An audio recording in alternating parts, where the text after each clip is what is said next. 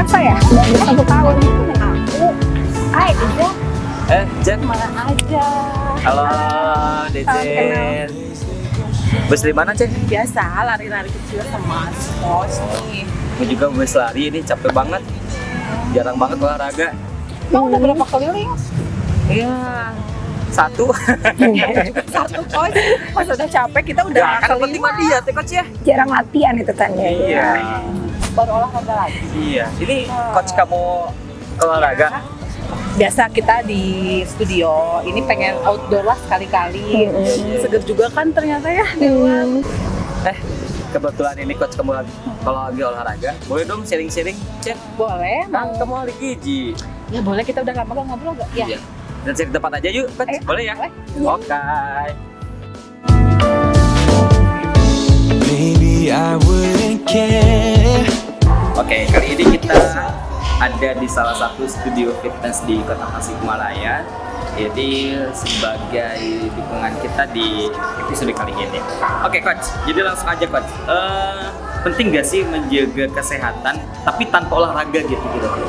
Sebenarnya kalau menjaga kesehatan itu yang paling terpenting adalah olahraga dan yang kedua adalah makan sehat karena pada dasarnya itu olahraga sangat berpengaruh 20% buat kesehatan tubuh dan 80%-nya itu adalah asupan nutrisi yang baik, entah itu protein, serat yang masuk ke tubuh kita itu yang menjadikan gizi dan menaikkan imunitas tubuh itu ya sebuah satu kesatuan antara olahraga dengan makanan yang bergizi dan tepat. Seperti itu. Jadi nggak bisa kalau tanpa olahraga terus pengen hidup sehat kayaknya nggak akan sempurna gitu. Bagaikan bulan tanpa bintang mungkin. Ya seperti itu. Malah tanpa ini, makan tanpa sambal gitu ya, guys. Iya. Tapi ngomong-ngomong kalau makan Jen ya, nih kalau misalkan makan kita kan makan sebagai bentuk asupan nutrisi untuk memperbaiki skill kita, energi kita gitu kan. Tapi makan tanpa olahraga itu bagus juga guys. Sama seperti olahraga. Tadi kan harus bilang kalau hanya olahraga itu asupan pola makan apa saja yang masuk ke tubuh kita sama makan pun sama. Meskipun sebetulnya 70% ketika kita diet itu bisa turun tanpa olahraga. Tapi nanti ada aktivitas kita, metabolisme tubuh kita tidak akan bagus. Jadi harus seimbang antara olahraga dan pola makan, harus balance. Oke.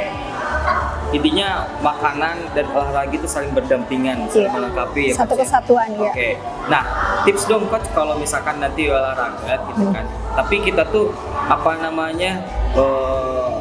malas gitu buat buat gerak, ada nggak sih tips-tips sederhananya gitu?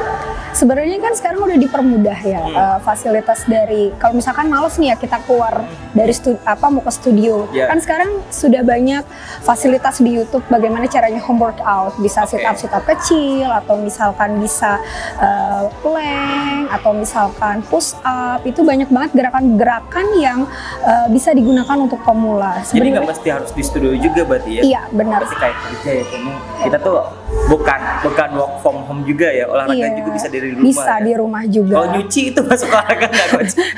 Kalau nyuci, ngepel gitu itu masuk bagian dari gerakan olahraga atau? iya, tapi kurang Gimana? maksimal. Kan kalau Maksimal. setiap gerakan latihan workout itu ada tekniknya ya. Oke. Jadi setiap perbedaan gerakan perbedaan ruang kaki aja gitu sudah berbeda. Ini mau melatih quadricep kah, hamstring kah, core kah, atau misalkan full legs. Jadi memang ada perbedaan dan memang ada ilmunya gitu. Dan sebagai orang awam atau seorang pemula lebih baik belajar dipandu dengan misalkan bisa belajar dari YouTube atau mungkin dia baca-baca buku. Tapi salah satunya mungkin sama coach juga yang sudah tersertifikasi mungkin ya? Iya, bisa juga ikut kelas fitness power, bisa buat beginner juga. Iya, kan maksudnya gini, coach, kadang-kadang kan saya juga kadang-kadang sih Iya. lagi sekarang ya, maksudnya kalau misalkan di rumah ke bagian istri bagian ngepelnya, saya bagian nyucinya, gimana lah gitu. Kadang-kadang saya tuh udah lama kata saya tuh ngepelnya sambil tambahin gerakan kayak olahraga gitu. Itu masih tetap kurang maksimal juga sebetulnya. Kayak gimana tuh contohnya olahraga? Arahnya kemana tuh? Maksudnya ngepel sambil push up atau Iya. bagaimana?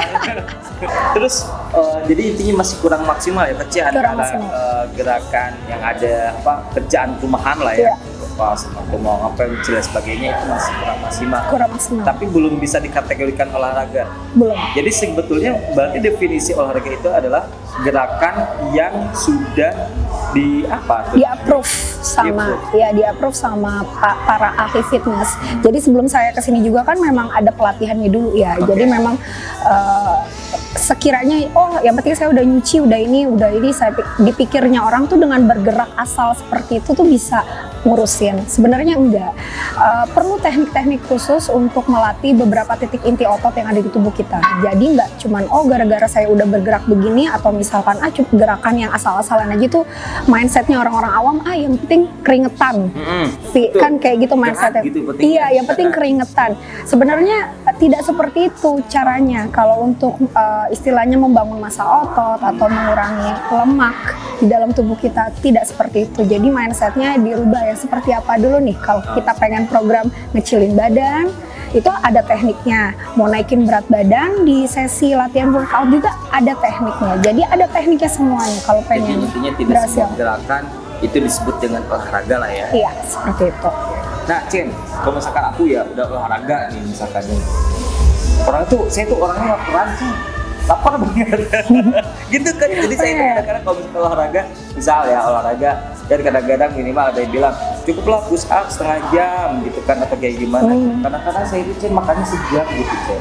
Segala dimakan itu masih bagus gak sih? Maksudnya kan energi kita udah terkuras, saya kan udah keringatan gitu. Kita tuh langsung makan gitu.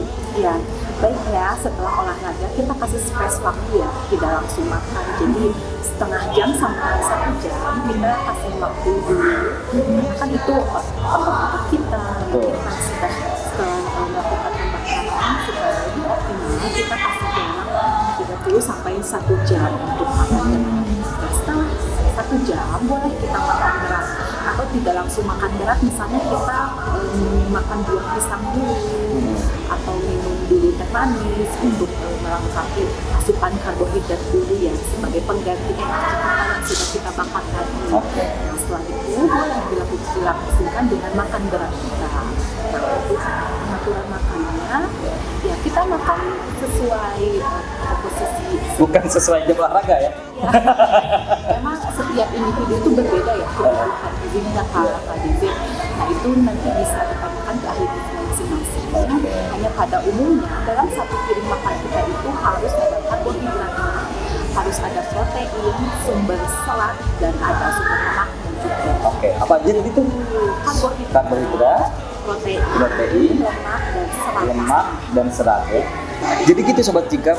Jadi kita itu meskipun olahraganya 1 jam, 2 jam, itu bukan berarti kita makannya harus 3 jam juga, enggak ya ternyata.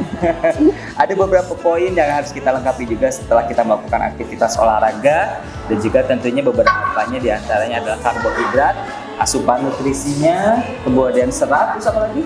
Karbohidrat, protein, lemak, dan juga serat. Itu mungkin Sobat Jika, ini poin penting. Dan juga tadi Coach Yu juga sudah menyebutkan bahwasanya setiap kegiatan itu tidak bisa disebut dengan kegiatan olahraga. Seperti itu ya. Jadi gitu teman-teman dari Sobat Jika harus dikonsultasikan dengan nutrisionis dan juga harus melakukan olahraga bersama dengan pelatih yang sudah terlatih tentunya ya. Nah itu dia Sobat Jika, tadi kita udah membahas porsi dari makanan, porsi untuk olahraganya seperti apa. Barangkali biar lebih enak kita harus ngemil-ngemil sehat deh kayaknya ya. Oke, siap Coach? Bersama dengan Cendi ahli gizi dan Coach Yu. Yuk. Wish I could slow down, wish I could stop time.